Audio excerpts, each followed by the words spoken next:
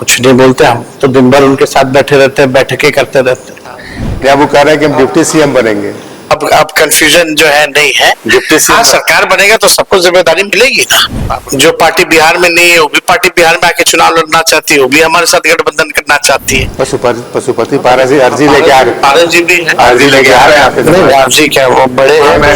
हेमंत सोरेन जी साथ आना चाहते हैं। है कि आपका जो महागठबंधन है, जो इंडिया अलायंस ब्लॉक है, जो बिहार की बात कर रहे हैं, तो वहाँ भी सब कुछ ठीक होता नहीं दिख रहा है। कांग्रेस को लेकर कई तरह की बातें आ रही हैं। मुख्यमंत्री का चेहरा घोषित नहीं करेंगे अभी, तो सीट के बंटवारे में हम इतना सीट लेंगे। ये आपको लगता नहीं कि मुश्किल पैदा हो रही है इससे? मुख्यमंत्री कौन होगा ये तय है।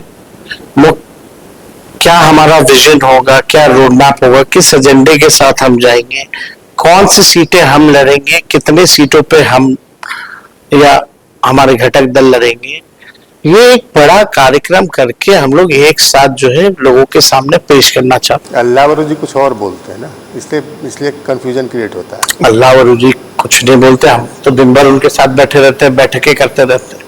कहीं किसी को इफ एंड बट या कंफ्यूजन नहीं है। वी आर मच प्रैक्टिकल, और हम लोग जितना समझ रहे हैं एक दूसरे को उतना और कोई नहीं समझ रहा। आप जो कह रहे हैं, मेरा जो आकलन है व्यक्तिगत और कई लोगों का आकलन है कि 2020 में अगर आप सीएम नहीं बन पाए तो एक बड़ा फैक्टर ये रहा कि आपने 70 सीटें कांग्रेस को दी और कांग्रेस का स्ट्राइक रेट जो है वो 30% भी नहीं रहा।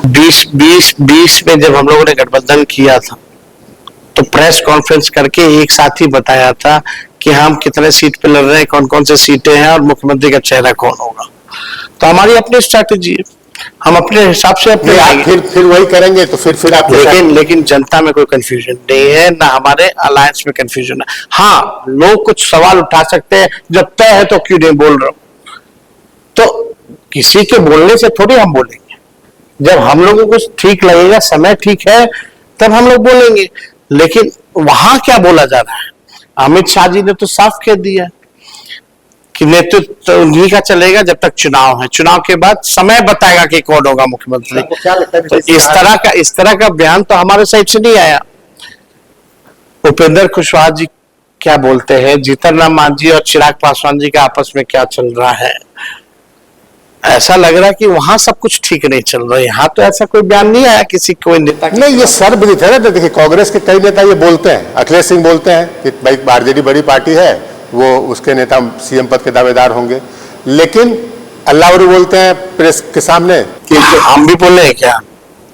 नहीं, जो अल्लाह वरू जी या हम या और जो हम बोले हैं क्या कि हम जो है गठबंधन की तरफ से अनाउंस्ड हो गए। एक समय आएगा ना, लेकिन अपने पार्टी में तो हम बोल रहे हैं और हम जनता से भी मांग कर रहे हैं। जब हम बोल रहे हैं तो उस पर भी तो कोई आपत्ति नहीं कर रहा।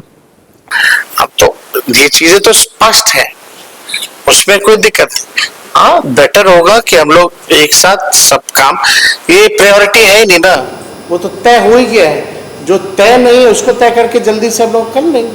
नहीं, पिछले प्रेस कॉन्फ्रेंस की याद दिलाएगी। पिछले बार हमने प्रेस कॉन्फ्रेंस में एक विवाद भी खड़ा हो गया था, नेताजी फिर आपके साथ आ गए हैं। नहीं, 24 से आप उनको हेलीकॉप्टर पर कंफ्यूजन था। नहीं, वो कह रहे हैं कि हम डिप्टी सीएम बनेंगे।